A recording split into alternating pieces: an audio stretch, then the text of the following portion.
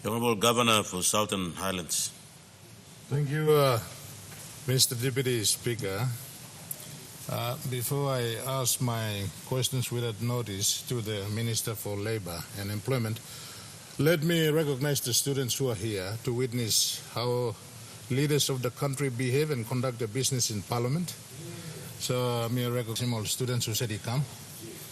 My series of questions, Mr. Deputy Speaker, is in relation to the country's preparation in terms of technical and skilled manpower workforce in anticipation of Papua LNG coming on board, in anticipation of Pinyang coming on board, in anticipation of WAFI and other big projects coming on board. How is the country, through the government, preparing the skilled manpower and skilled technical people that will be required for these impact projects?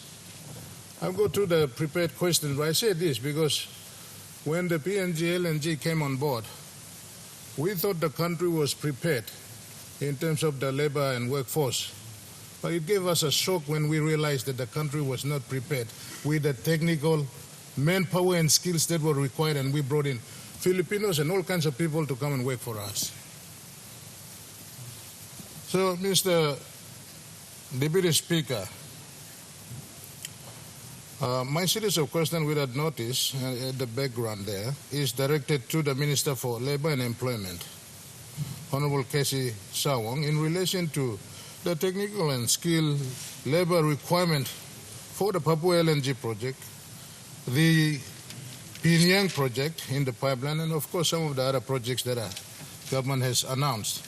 Mr. Speaker, in the first PNG LNG project, the country did not have adequate number of technical skills and workforce, and so the proponents of the project brought in skilled people from Philippines and elsewhere for the construction phase of the project.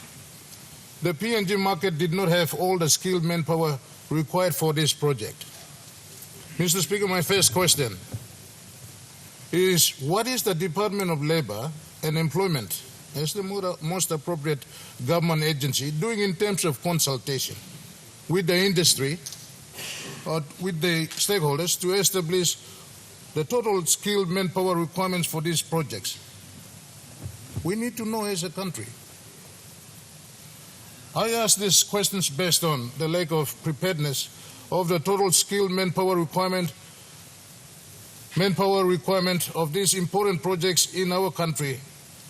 What are the skills or type of technical expertise that will be required, and how many? As a country, we should have some preparedness leading our people for this requirement. Does the country have this expertise or workforce? We need to prepare ourselves as a nation for this requirement.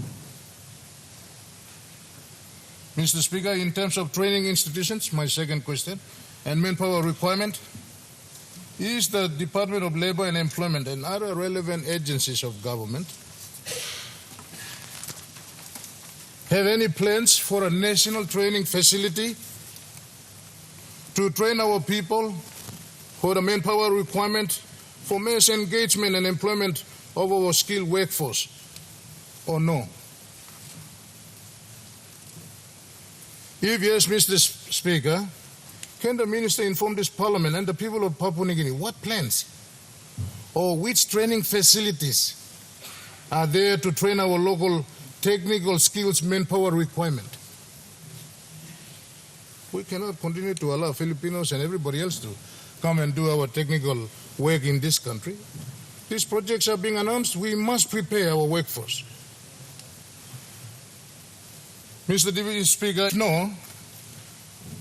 Can the good minister assure Parliament and the people of Papua New Guinea that there is consultation and collaboration with the industry and that training facilities for this total labor requirement have been established by the government? And so give us confidence. Assure this, give hope to our people.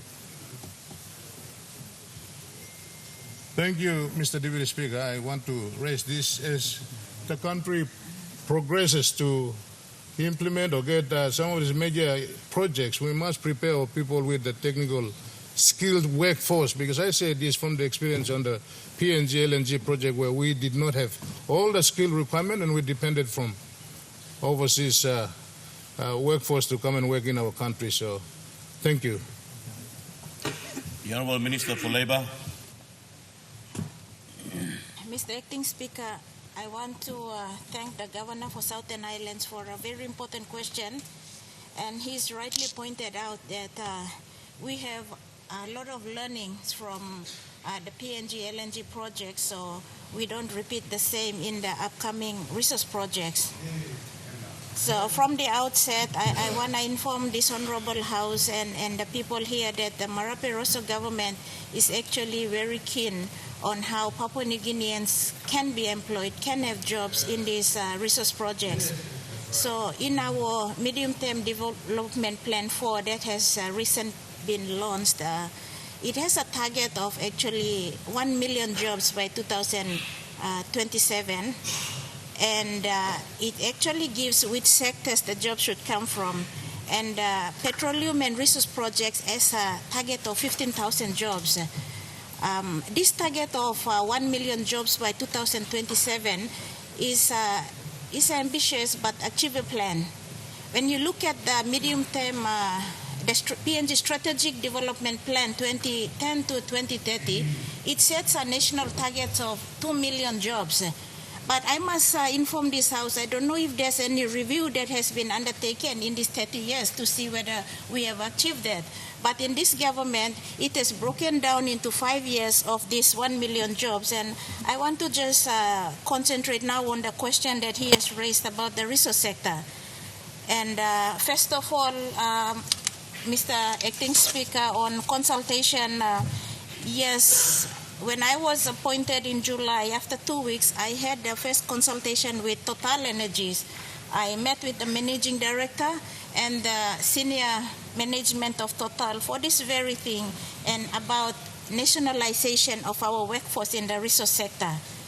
And resource projects, they give a significant opportunity that could provide more jobs. It will support skills development and boost national productivity. And of course, improve the labor market outcomes. So in the discussion, it was very interesting. It will come down to the second question. I asked the same question. How do you train the people? How do you identify the people who should have the skills gap? And, what skills do you need? So this is something that not only the government does. We need to work in collaborative partnerships, first of all, with the resource developers, because they will tell us what skills they need.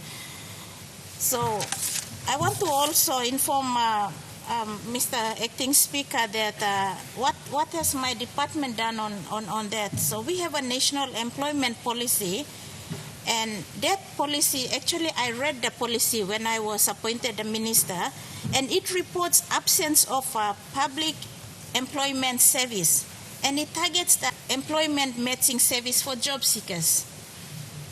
So that will link even the employers. You have the job seekers, employers, and their skills.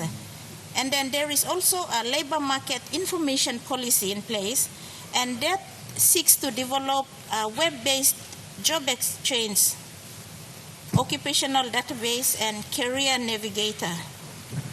So when I saw it actually means that the government has to work with in collaboration and partnership with the resource developers.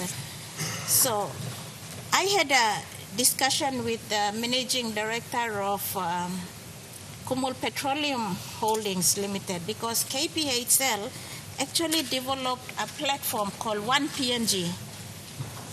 And 1PNG is like the LinkedIn of Papua New Guinea, where job seekers and employers go there to match each other what jobs are. Because at the moment, we really don't know how many skilled people are out there, because we haven't conducted a labor force survey. We don't know what institutions need, what sort of skills they need.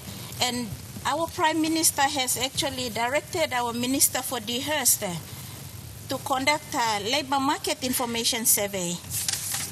And that labor market information survey is the survey of firms and businesses, and it is focused on identifying the demand and skills, demand and supply for skills, and it works out what training is required and what training needs to be provided to our people. So on that labor market survey, we will await our DHS minister to present on what skills are there. But in terms of what we are doing, like I said, we need that collaborative approach, and one PNG will be officially launched in a few weeks' time, and that is the system where we expect our employers, our employees, or potential employees to use. So it actually gives us an idea about what the labor market is out there, because at the moment we don't have any data to present. So on the other question on Mr. Acting Speaker, skilled manpower requirements, like I said, the idea of nationalization of the workforce, the national content plan is with the Department of Petroleum and Energy. So that captures especially the workforce requirement for the resource project in our country, as we have these back-to-back projects.